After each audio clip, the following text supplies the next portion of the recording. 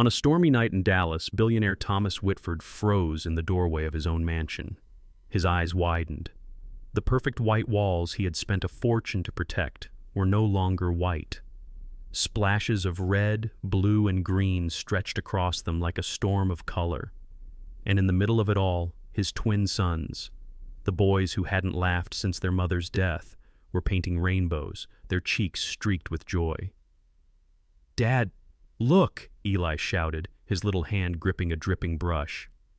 "If this wall disappears," Noah whispered with trembling honesty, "our happiness will disappear too." Behind them stood Clara, the young housekeeper, her apron smeared with paint, her voice shaking. "Sir, it was me. If you need someone to blame, blame me." Thomas's jaw clenched. Outside, cameras flashed as Richard Cole, his rival, sneered. "Well, Thomas, will you choose your empire's image or the mess your children call joy?" The rain hammered the windows. The reporters pressed forward. Thomas's hands shook as his sons tugged at his sleeve, waiting for his choice. What will he do? Protect his spotless reputation or defend the fragile laughter of his children? Stay with us until the end to see the decision that changes everything. Support us by subscribing and share in the comments. Where are you listening to this story of resilience tonight? The first whisper of winter drifted into Dallas on a gray Sunday afternoon, the kind of day when the air carried both dust and memory. A pale sky sagged over the skyline, turning the glass towers into blurred lanterns, their reflections trembling in the Trinity River. The streets were restless with wind, paper cups chasing gutters, women clutching coats to their throats, and children reluctantly abandoning playgrounds for the promise of hot chocolate indoors. Out in Highland Park, where the lawns stretched too wide to belong to ordinary men, the Whitford estate loomed like a fortress of order against the unruly weather. The mansion itself was a cathedral of limestone and symmetry, 4 acres sealed behind wrought iron gates that curled like musical notes, their black sheen resistant to rust or rebellion.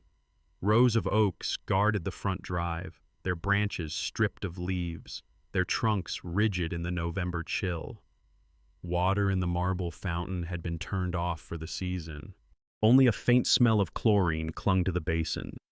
The window's vast, unblinking squares of glass reflected the washed-out sky, without revealing a hint of the world inside. Within the house, the climate was fixed at 72 degrees, dry enough to preserve canvases and contracts alike. The air smelled faintly of lemon polish and faintly of nothing.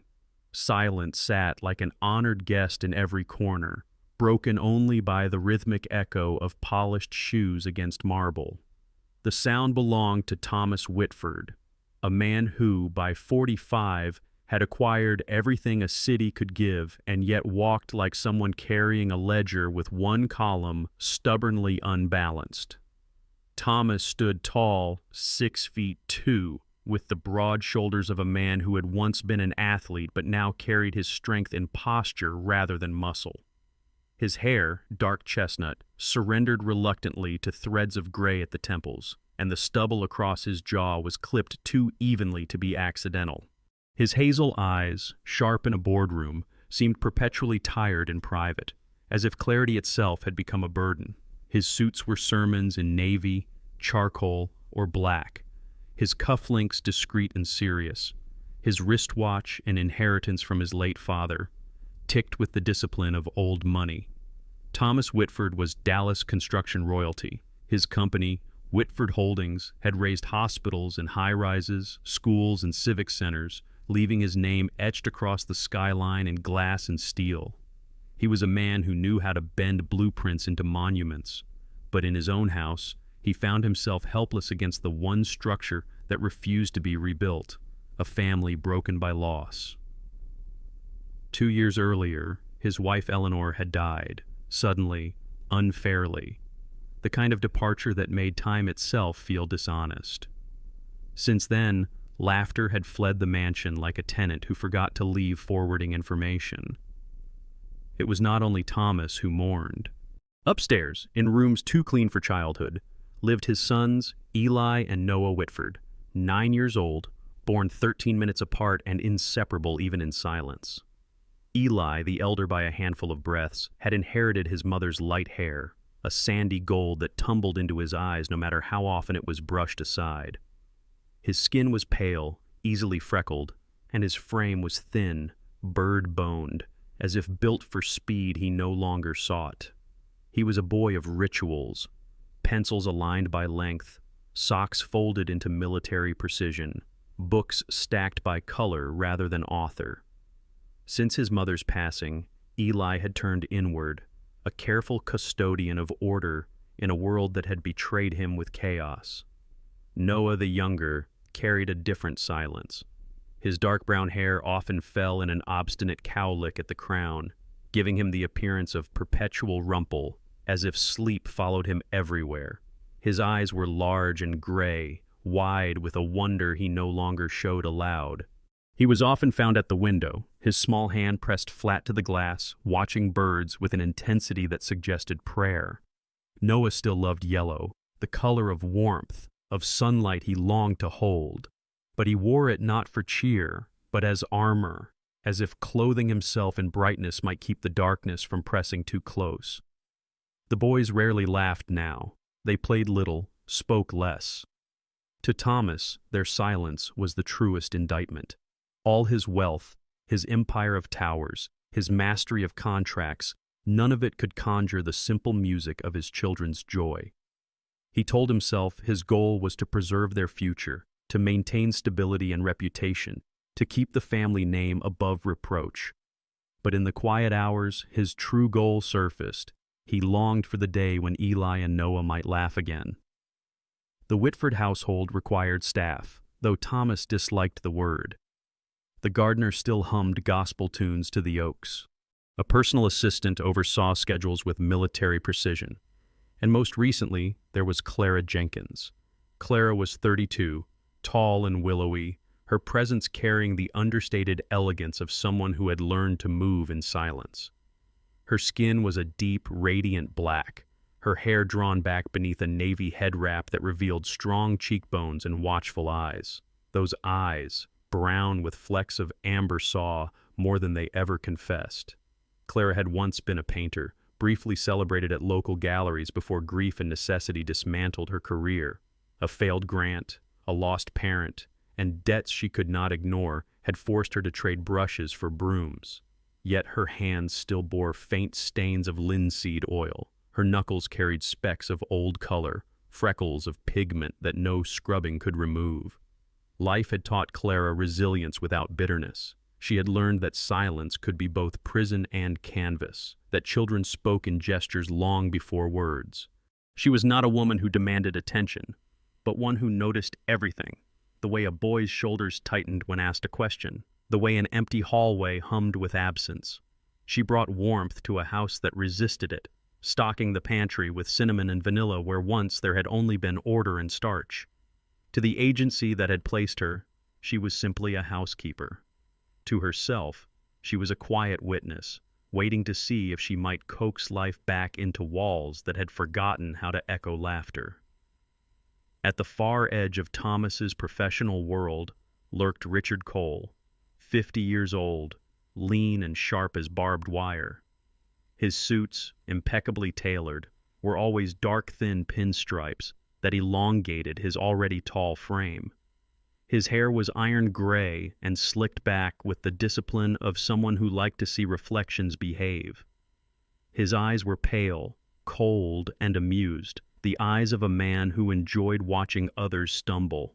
Richard had made his fortune in oil and gas before pivoting into development. As a minority shareholder in Whitford Holdings, he had spent the last 2 years circling Thomas like a hawk, waiting for grief to weaken his grip on the company. To colleagues, Richard spoke in the language of stewardship, of efficiency, of responsibility to shareholders. But in private, ambition burned in him like a furnace, consuming loyalty and patience alike. He wanted control of the company. He wanted Thomas to falter, and he was prepared to use any crack in the Whitford family's facade to make it happen. That Sunday, as the cold wind moaned through Dallas, Thomas entered his mansion earlier than usual. His polished shoes tapped the marble floor like a metronome, keeping time with his exhaustion. He set down his briefcase, the day's contracts weighing heavier than paper should. On the console lay a framed photograph. Eleanor laughing on a beach, Eli and Noah grinning with mouths full of salt and sun. Thomas straightened the frame, correcting an imperceptible tilt. Perfection was his prayer. "Mr. Whitford?" Clara's voice floated from the hallway, soft but firm, the tone of someone careful not to startle silence. She carried a basket of folded linens, her long fingers curved around the wicker handle. The faint aroma of simmering tomatoes clung to her apron. "They're in their rooms," she reported gently. "Eli finished his homework." Organized everything by length and color. Noah counted 3 birds from the window, 2 cardinals, 1 mockingbird. He seemed to like the mockingbird best. Thomas nodded, masking the ache that rose behind his ribs. "Thank you." His words came clipped, polished like its cufflinks, but Clara caught the rawness underneath. She smiled, just enough to soften the air between them, before continuing down the corridor. Upstairs, Thomas paused at Eli's doorway. The boy sat cross-legged on his bed, yellow hoodie zipped to his chin, arranging paper clips into lines as straight as train tracks. He looked up briefly, eyes flicking toward his father like a glance at uncertain weather. "Hey, buddy," Thomas said, leaning on the jamb. "Homework done?" Eli nodded once. "I organized." Thomas wanted to praise him properly, to say, "Order is your way of breathing when the world feels crooked." Instead, he murmured, "Looks good. Dinner soon." 2 doors down, Noah stood at his window, forehead nearly pressed to the glass. Outside, the last light of afternoon bled into dusk, and the bare oaks stood like sentinels against the wind. On the sill, a row of toy animals waited in a tense procession. "How many birds today?" Thomas asked softly. Noah lifted 2 fingers without turning. His lips curved just faintly at the mention of the mockingbird. It was the first hint of a smile Thomas had seen in weeks. Downstairs, Clara tended the kitchen. The space had been designed to impress architects, not to welcome meals, but she had coaxed warmth into it. A pot of sauce simmered proudly on the stove, its fragrance spreading like a promise. She wiped spotless counters, rearranged jars of spice, and drifted toward the mudroom where old brushes, tarps, and forgotten cans of paint lay in a plastic bin. Her fingers lingered on the bristles of a stiff brush.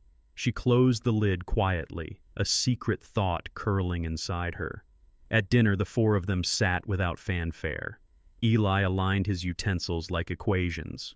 Noah pushed pasta across his plate, chewing slowly, lost in private negotiations with texture. Thomas spoke of the medical center project, his words stumbling from ambition to apology. Clara, drying a plate at the island, added gently, "Hospitals are where people get put back together. A little delay for kindness. That doesn't sound like the worst sin." The sentence landed softly, like a hand resting on a fevered brow. Thomas said nothing, but for the first time in weeks, he felt the edge of a smile tug at his lips. That night, the house folded into silence. Eli read until sleep pulled the book from his hands. Noah curled near the window, dreaming of yellow fields. Clara lay awake in her modest guest room, listening to the mansion's breath and thinking of walls that longed for color. And Thomas, staring at the ceiling, tried to summon the sound of Eleanor's laugh, the one that had once filled even the quietest hallway. The Whitford mansion was a fortress of order, immaculate but hollow. Tomorrow, it would face a choice between protecting surfaces or protecting the fragile joy of children. But for tonight, under the gray Dallas sky, it remained a house of white and wanting perfect in every visible way, and unbearably lonely. The morning after this cold front, Dallas woke beneath a calmer sky. The pewter lid lifted slightly, letting in strips of watery sun. The Whitford mansion, still immaculate, carried no outward sign of the quiet revolutions waiting inside its walls. The air smelled faintly of lemon cleaner and last night's pasta, but deeper still, of something shifting, the fragile anticipation that comes when silence begins to loosen its grip. Clara Jenkins rose early, her head wrapped in a patterned scarf the color of navy and ochre, her long frame moving softly through the house as if she feared breaking its brittle order. She gathered laundry, wiped a spotless counter, and listened for signs from the upstairs rooms. Eli's careful footsteps, Noah's hesitant hums. They were still locked in their private universes. Clara had been studying the house, the way an artist studies a blank canvas, searching for where to place the first stroke that might change everything. In the storage room off the mudroom, she found them, 3 old tins of paint left behind by some contractor years before. Their labels curled, their colors uncertain, but when she pried one open with a butter knife, a deep sapphire blue winked up at her, thick and alive. Another tin revealed a grassy green, dulled at the surface but still rich beneath. The last, a red the color of cherries in summer. She ran her fingers over the dried rim and smiled. Not yet a mural, not yet defiance, but perhaps, today, a door. The twins emerged after breakfast, identical in their matching yellow shirts, though their postures made them look like 2 different species. Eli sat neatly at the edge of the couch, aligning Lego blocks into straight walls, while Noah lingered near the glass door to the patio, watching the leaves twitch in the breeze. Their faces, pale and solemn, had not seen much sunlight. Clara knelt between them, her voice pitched to the gentleness of a secret. "I found something," she whispered, setting down the small brushes she had cleaned overnight. Their handles were worn, the bristles frayed, but to children's eyes they looked like keys. "Would you like to see what happens when a wall stops pretending it's just white?" Eli frowned. He hated surprises. But Noah tilted his head, curiosity flickering like a bird at the feeder. Clara unlatched the first tin. The smell of paint filled the air, sharp but strangely promising. Eli covered his nose, hesitant, but his eyes widened at the colors gleaming inside. She guided them into the small playroom, a chamber lined with sterile shelves and white walls that had always seemed to glare back. The floor was covered with plastic sheeting Clara had salvaged, corners taped down with strips of blue painter's tape. She had thought of everything. She pressed brushes into their hands. At first, the strokes were timid, wobbly blue lines and uneven dots of green. Eli whispered that they were messing up, his brows drawn tight, but Clara knelt behind him, steadying his small hand with her long fingers. "There is no mess," she murmured. "There is only beginning." Noah, meanwhile, discovered the thrill of dragging red across the wall in a swooping arc, his lips parting with the beginnings of a smile.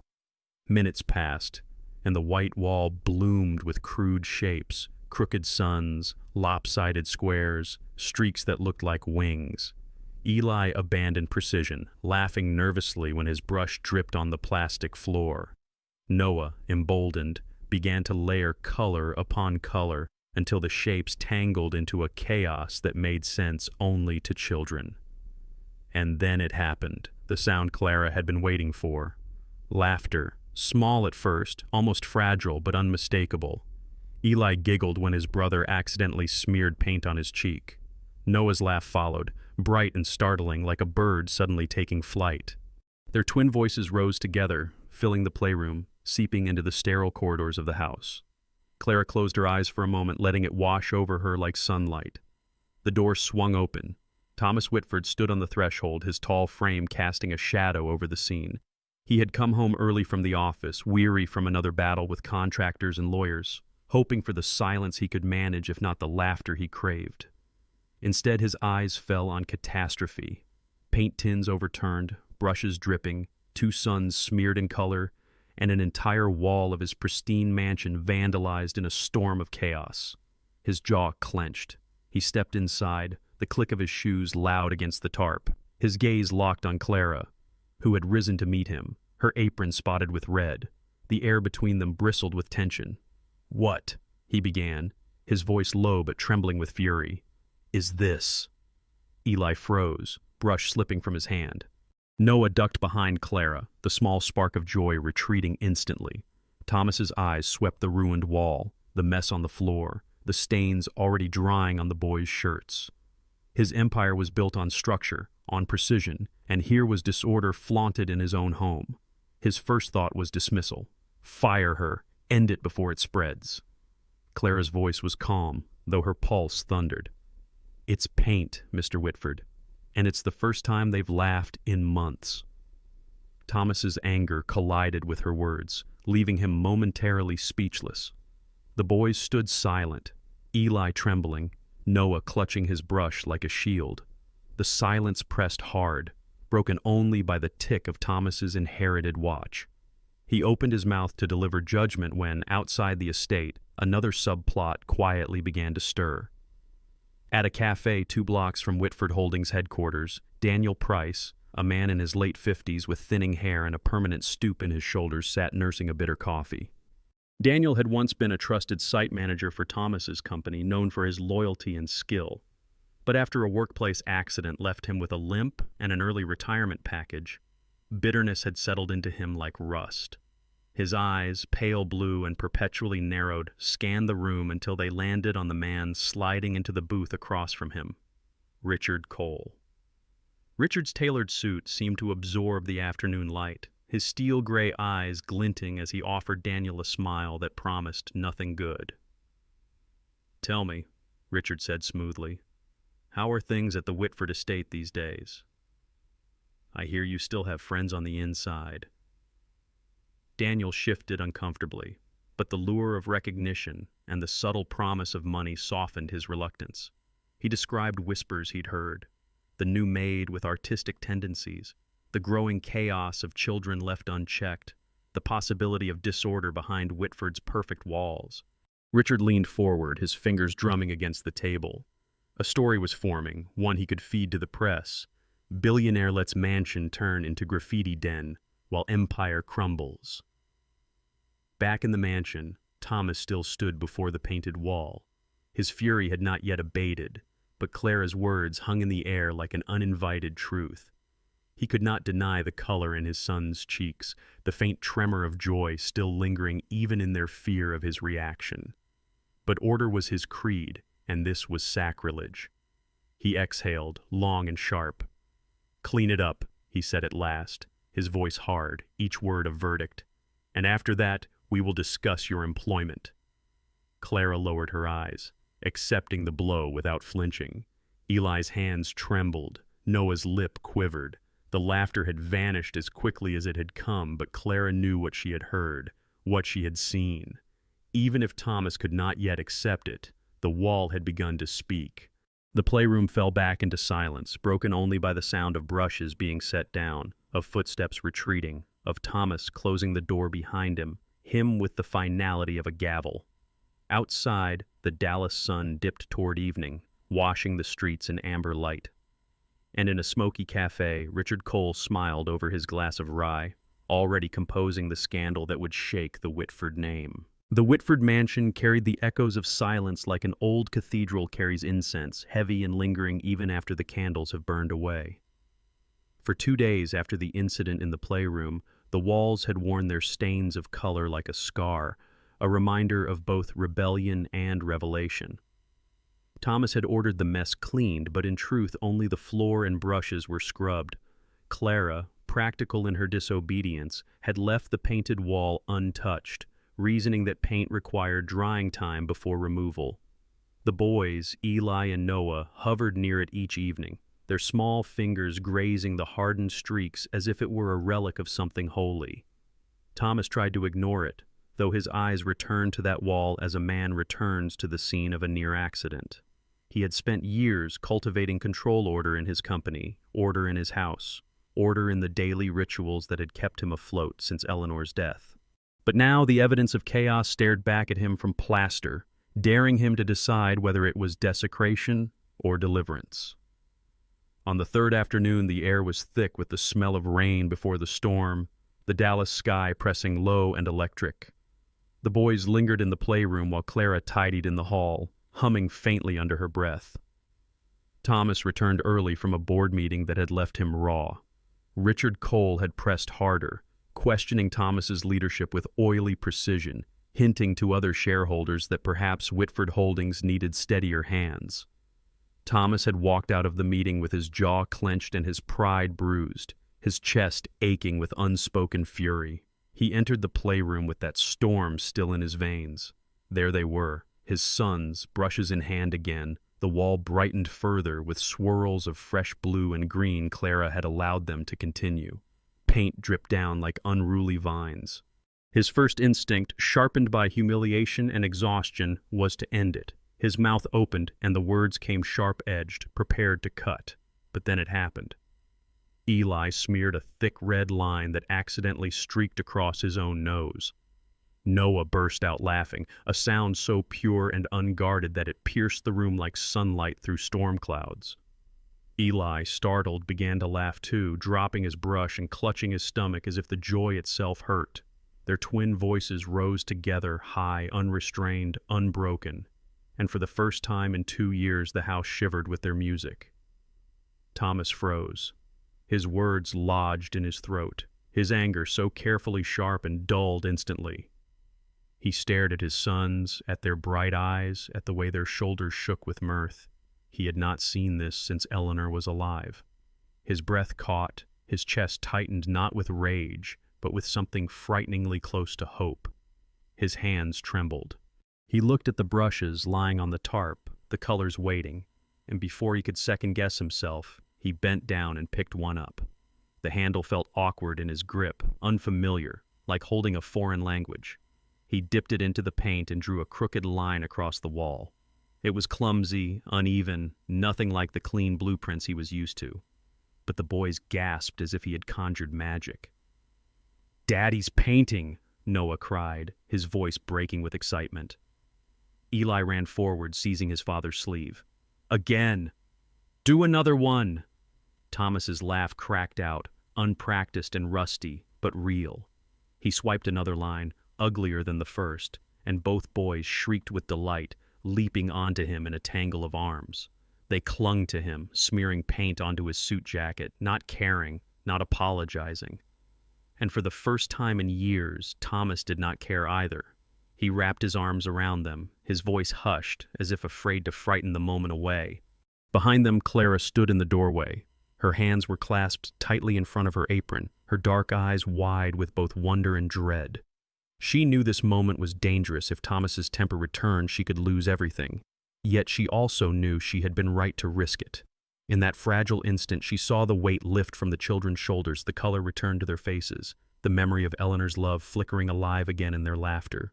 She blinked hard, her throat tight, a smile trembling at the corners of her lips. If it cost her the job, so be it. Some risks were worth the price. While joy unfolded inside, beyond the gates of the estate, another subplot crept forward. Daniel Price, the bitter former site manager Richard Cole had coaxed into treachery, found himself in possession of new fuel. A friend still working maintenance at the mansion had slipped him a photo taken secretly with a phone. The Whitford twins, paint on their cheeks, standing before a vandalized wall. To Daniel it was proof of indulgence, of weakness. To Richard Cole, when the photo was delivered to him later that night, it was opportunity. Richard studied the grainy image in his sleek apartment, a glass of rye in one hand. The twins looked happy, he barely noticed. What he saw was chaos in a billionaire's pristine house, a story he could spin into scandal. His mind sharpened with possibilities, whispers to journalists, murmurs to shareholders, the slow erosion of Thomas's credibility. But Richard was not the only one watching. His personal assistant, Sarah Lowell, a woman in her late 30s with sharp features and an even sharper mind, noticed the flicker of triumph in his eyes. Sarah was tall and slender, her hair a severe blonde bob that never strayed from its line, her suits always pressed to knife edges. She had worked for ambitious men before, but none quite as merciless as Richard. Once, years ago, she had been engaged to a kind man who dreamed of teaching literature, but a car accident had stolen him overnight, leaving her stranded in grief. She had learned to bury softness under iron efficiency. Yet as she watched Richard savor the idea of weaponizing a family's private healing, a small frown crept onto her lips. Sarah had no illusions about morality in business, but even she recognized cruelty when it masqueraded as strategy. Back at the mansion, the storm outside broke at last. rain pattering against the windows, the thunder low and rolling. Thomas sat cross-legged on the tarp with his sons sprawled against him, both of them sticky with paint and warmth. For the first time in so long, his heart felt something he had thought gone forever. Lightness. He pressed his cheek against Eli's hair, held Noah close, and let their laughter echo in his chest. Clara quietly slipped away, leaving them in their cocoon. She retreated to the kitchen, her hands trembling as she washed paintbrushes at the sink. Her reflection in the dark window pane stared back at her, tired, anxious, but alive with hope. She whispered softly to herself, "It was worth it." The mansion no longer felt quite so silent. For tonight, at least, it held laughter again. By the end of that week, the Whitford mansion had shed part of its solemn disguise. The sterile white walls, once as cold as marble, began to bloom with crooked suns, birds with uncertain wings, and oceans painted in restless blue. Each evening, Eli and Noah argued in their gentle way about which subject to honor next. Eli preferred straight-lined houses with windows and doors perfectly placed, while Noah chased flight and light, filling corners with feathers and flame. Clara set out paints in bowls like a quiet priestess preparing communion, and the boys dipped their brushes like worshippers rediscovering faith. Thomas watched in silence most evenings. He stood in the doorway with his tie loosened, the weight of skyscrapers still clinging to his shoulders. The sight of his sons bent over their creations, laughter spilling unforced, carved something open inside him. Sometimes he joined, his strokes ungainly, his colors clashing, but each mistake was met with delighted shrieks and paint-smeared embraces. Yet behind the warmth, a fear lingered. He was a man whose empire stood on polish, on symmetry, on spotless contracts. If the world outside saw these walls, splashed and chaotic, would they see love or weakness? The thought gnawed at him, even as he smiled. One Saturday afternoon, a new element entered the household. Clara returned from a walk with groceries and a companion trailing at her side, a dog she introduced simply as Jasper. Jasper was a mixed breed, mostly shepherd with a dusting of collie, about 6 years old. His coat was patchy, a mottled tan and white with scars along one flank that hinted at a rough history. His ears flopped unevenly, one folding forward, the other bent halfway. His eyes, a soft amber, carried the resilience of creatures who have endured more than kindness.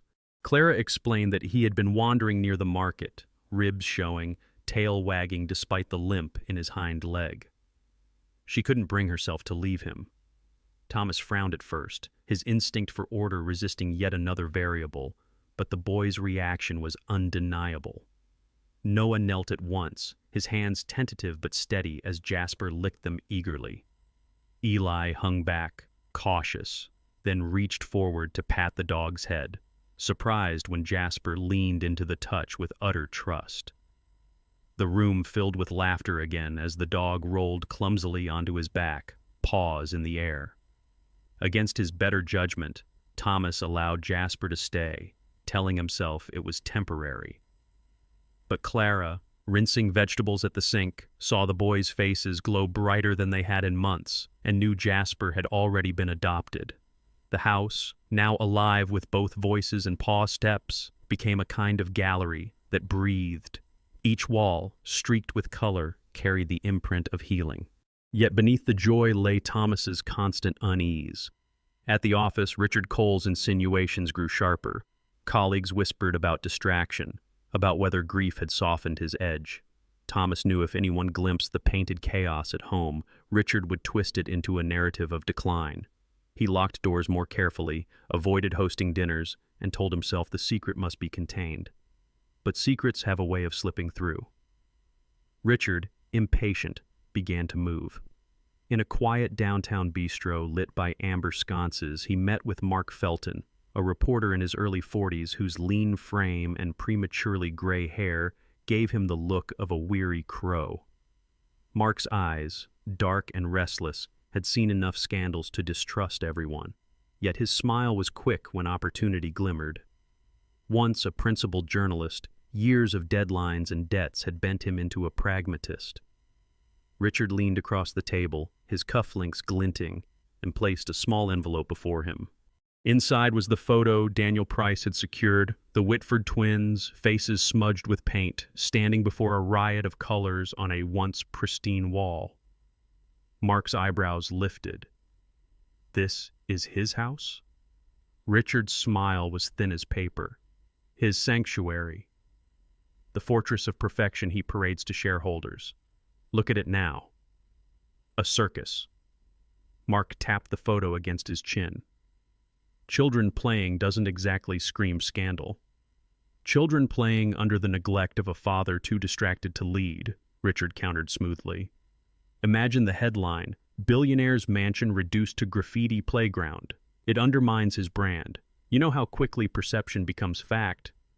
Mark hesitated, but money spoke louder than ethics, and Richard promised exclusivity, and a generous sum slipped beneath the table. Back at the mansion, Clara sensed shadows creeping closer. One evening she overheard the security guard at the gate speaking on the phone. A clipped voice demanded confirmation of the estate's routine, asking about deliveries, about unusual activity. The guard, confused, mentioned the paints, the children's new habit of using the walls as canvases. Clara froze in the stairwell, heart pounding. Someone outside already knew. She confided in no one that night. Instead, she lay awake, listening to the rain tapping against her window, Jasper curled at her feet. Fear whispered through her. All the fragile healing she had helped nurture could be twisted into a weapon against Thomas, against the boys, and perhaps against her own place here. She closed her eyes, whispering into the dark, "Don't let this undo them." Meanwhile, Thomas faced his own test. At a gala hosted by the Dallas Chamber of Commerce, he found himself cornered by Richard Cole, who arrived with Sarah Lowell poised beside him like a blade in human form. Sarah, in a sharp black dress, tall and slender with her pale hair cut to the jawline, smiled with polite coolness. Her eyes, however, flickered with something else, doubt perhaps, or distaste for the game she was forced to play. Richard clapped Thomas on the shoulder as photographers hovered. "Thomas, my friend," he said loudly, "I hear the Whitford estate is changing. More colorful these days?" Thomas's jaw tightened. "My children are my business, Richard. Not yours." "Ah," Richard said, voice dripping with charm sharp enough to cut. "But everything about a man of your stature becomes the city's business eventually. People want to know their builder still builds clean lines, not chaos." Sarah looked away, discomfort ghosting her features. Thomas's fists clenched, but he forced himself to smile for the cameras, the mask of control barely intact. Later that night, returning to the mansion, he found Eli and Noah asleep in their beds, Jasper curled between them like a sentinel. Clara lingered in the hallway, her expression taut. She considered telling him what she had overheard about the security guard's call, but swallowed the words. Not yet. To burden him too soon might shatter the fragile peace.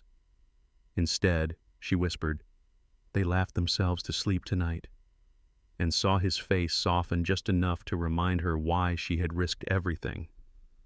Outside the mansion, Dallas lights blinked over highways and high-rises, but in the shadows of alleys and bistros, Richard's plan was already unfurling like a trap being set. The storm that had been circling Dallas all afternoon finally broke as night fell, bringing sheets of rain against the broad windows of the Whitford mansion. The thunder was not violent, but steady, a baseline beneath the evening, as if the sky itself had chosen to mark the night. Inside, the playroom glowed with the warm light of lamps Clara had softened with scarves of amber fabric. The walls, once pale and immaculate, now carried whole stories, crooked suns, oceans that stretched from floor to ceiling, birds mid-flight, and rivers of rainbows twisting into one another. Eli and Noah worked shoulder to shoulder, dipping brushes into bowls and dragging colors in wild arcs. Jasper, the shepherd mix with a crooked ear and amber eyes, lay sprawled nearby, tail thumping lazily, as though keeping rhythm with the boys' laughter. Thomas sat in the doorway, his tie loosened, his body still in his suit, but his soul drifting into unfamiliar territory. He had learned to come here first after work, to witness the small miracles happening inside these paint-splattered walls. Watching his sons bent over their rainbows, faces glowing was both balm and blade. For every spark of joy there was the shadow of fear. What if this fragile magic were exposed? What if Richard found a way to twist it into scandal? He rubbed his temple, the old ache of responsibility throbbing. At that moment the doorbell rang. Not the gentle chime of a delivery, but a hard, insistent pounding that echoed through the house. Clara, who had been setting aside brushes to wash later, froze mid-motion. Thomas rose, his body tense, Jasper lifting his head with a low growl. The pounding came again, louder this time. Thomas descended the staircase and opened the front door with the caution of a man expecting a fight. There they were. Richard Cole, his sharp suit untouched by the rain beneath an umbrella carried by someone else, and behind him a cluster of reporters with cameras already raised.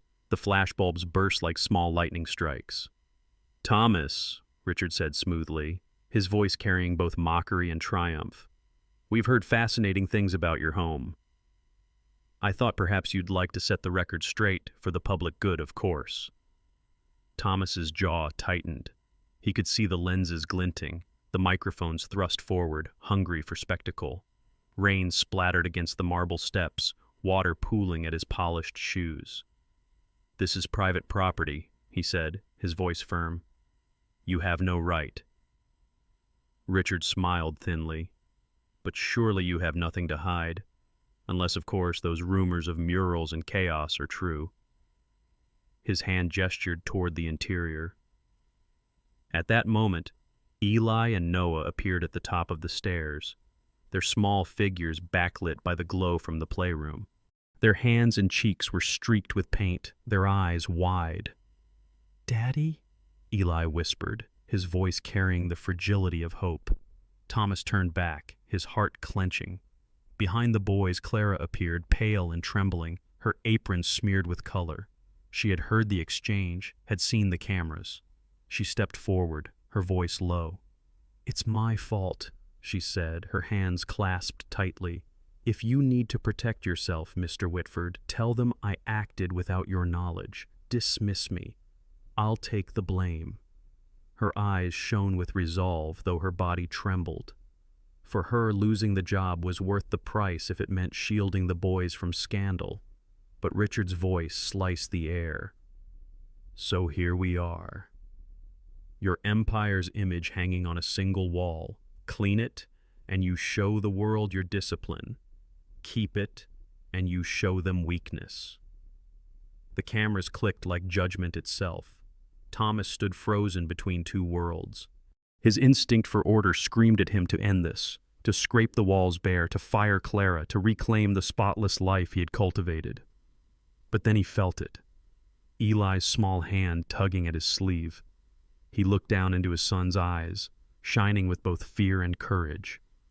"Dad," Eli whispered, his voice breaking, "if the wall goes away, the laughter will too, and we'll be sad again." Noah nodded silently, clutching his brother's hand. Their paint-streaked faces were radiant with the kind of truth adults forget to carry. Thomas's chest tightened, his breath caught. He turned back toward the doorway, toward Richard's expectant sneer and the camera's blinking eyes. Behind him stood Clara, ready to sacrifice herself and his sons, ready to lose the one fragile bridge back to joy they had found.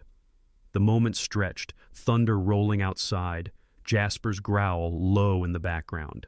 Thomas knew this was no longer about walls or paint.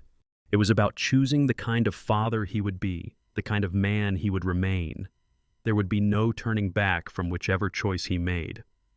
And so he stood, his body taut, the storm pressing against the windows, and realized the night would mark him forever. The storm outside had not relented. Rain still lashed against the windows of the Whitford mansion, thunder growling in long waves that seemed to echo the turmoil inside. Cameras flashed in staccato bursts at the front door, hungry eyes of the press demanding a spectacle. Richard Cole stood at the head of the small pack of reporters, umbrella tilted, his tailored suit immaculate despite the weather, the gleam in his steel-gray eyes promising triumph. Behind him, microphones jutted forward like bayonets. Inside the doorway stood Thomas Whitford, tall and unflinching, his two sons clinging to his sides, paint still fresh on their hands and cheeks.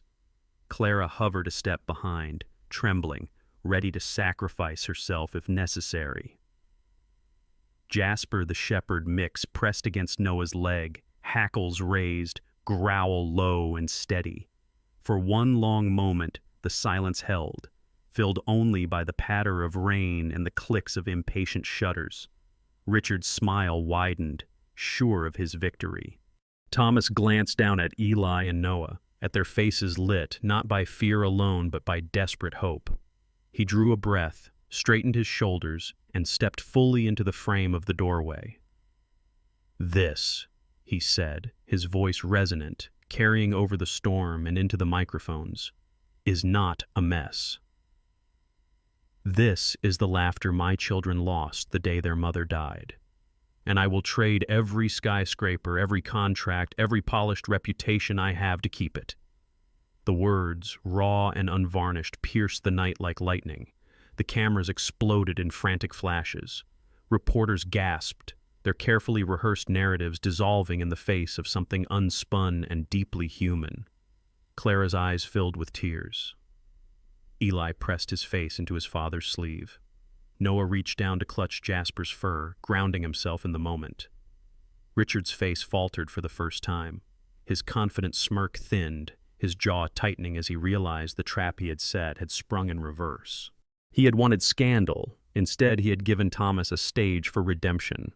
The following morning, Dallas awoke not to headlines of disgrace but to stories that sang. "The father who painted for his sons," one paper read. Another declared, "From white walls to walls of joy, a billionaire's true legacy."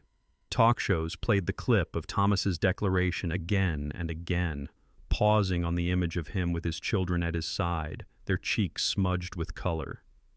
The public, weary of polished lies and cold ambition, embraced the raw honesty of a grieving father who had chosen love over perfection. At Whitford Holdings, the board braced for fallout but found none. In fact, calls poured in from donors, parents, and teachers across the state, praising Thomas's courage.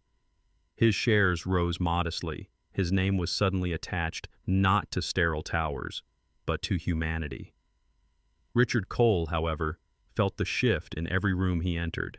Where once there had been nods of deference, there were sidelong glances, whispers, and the unmistakable coolness of a man exposed. Sarah Lowell, Richard's assistant, watched the coverage on her office screen, her tall frame stiff as she absorbed the sight of Thomas's children laughing. A shadow of grief flickered in her pale blue eyes. The memory of her fiancé lost in the car accident years ago, the love she had buried under ambition. She looked at Richard pacing in fury, his jaw clenched, and something in her hardened. She realized she was done lending her sharp mind to a man who twisted children's joy into weapons. That evening she packed her desk quietly. She left Richard a single note. "There are battles worth winning, and this was never won." Her heels clicked steadily as she walked out, her slender figure disappearing into the city lights, reclaiming the dignity she had hidden for years. Inside the Whitford mansion, the mood had shifted permanently. Clara, who had braced herself for dismissal, found instead that Thomas approached her in the kitchen with uncharacteristic softness. His hazel eyes, once guarded and sharp, now carried gratitude. "You gave them back their laughter," he said simply. "Stay." Not as a servant. As part of this family's healing, Clara's hands shook as she folded the dish towel she held. She nodded, her voice too thick to form words. For the first time in years, she felt seen not as a shadow, but as a light. Thomas went further. In the weeks that followed, he announced the creation of the Art and Healing Foundation, a nonprofit devoted to bringing artistic therapy into schools, hospitals, and homes where children battled depression or grief. He invited Clara to help shape its programs, her artistic past no longer a buried shame but a gift to be shared. Jasper, ever loyal, became the unofficial mascot, his lopsided ears and amber eyes a reminder that scars did not negate joy. The mansion itself remained painted. Thomas refused to have the walls cleaned, Instead, he brought in a photographer to capture them as they were, imperfect, riotous, alive. He framed the prints in the foyer, where once sterile white had reigned. Visitors, business associates, even skeptical board members walked through the front door and saw not a temple to wealth, but a home where children's joy was sacred. Richard Cole tried, in vain, to spin his story back into control. But public sentiment was no longer his to command. He became a cautionary tale of ambition turned sour, his smile now a mask too transparent to convince anyone.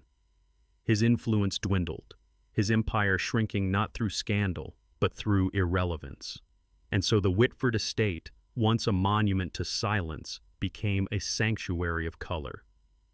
In the playroom, Eli and Noah painted every evening, rainbows bending into forests, stars scattered across corners, wings stretching up to the ceiling. Their laughter filled the halls, weaving into the very architecture. Thomas often joined, his strokes clumsy, but his heart steady. Clara guided gently, Jasper barked at dripping brushes, and the house finally learned to echo life again. By spring, the story of the Whitford mansion had traveled far beyond Dallas. Parents in distant cities wrote letters to Thomas, thanking him for giving voice to what so many had felt but never dared to show, that love was worth more than appearances. Children sent drawings, some shaky, some bold, each one a testament to the power of color against despair. On a quiet Sunday morning, Thomas walked the halls of his home. He paused before one particular wall, a rainbow stretching crookedly, painted by his sons on the night of the storm. He laid his palm against it, the roughness of dried paint beneath his fingers. He closed his eyes, hearing once again Eleanor's laughter, then his son's, then his own joining theirs. In that moment, he knew. The mansion was no longer a fortress of perfection. It was a canvas of love, grief, and renewal, and in its colors lived the eternal, unshakable smile of childhood restored. At the heart of this story, the lesson is simple but powerful. Perfection can be a lonely prison, but love and joy often live in the messy colors we are afraid to let others see. Sometimes the bravest thing a parent, a friend, or even a neighbor can do is to choose laughter over appearances, compassion over judgment, and presence over pride. In our everyday lives, walls may not be covered in paint, but they can still hide the cracks of grief, silence, or loneliness. Choosing to open those walls, to let in color, is how we find healing and connection. If this story touched you, take a moment to share it with someone who might need hope today. Leave your thoughts in the comments, and do not forget to subscribe so you never miss another story like this. May God bless every viewer with peace, joy, and the courage to protect the laughter of the people they love. If you believe in this message, write Amen in the comments to stand together in that spirit.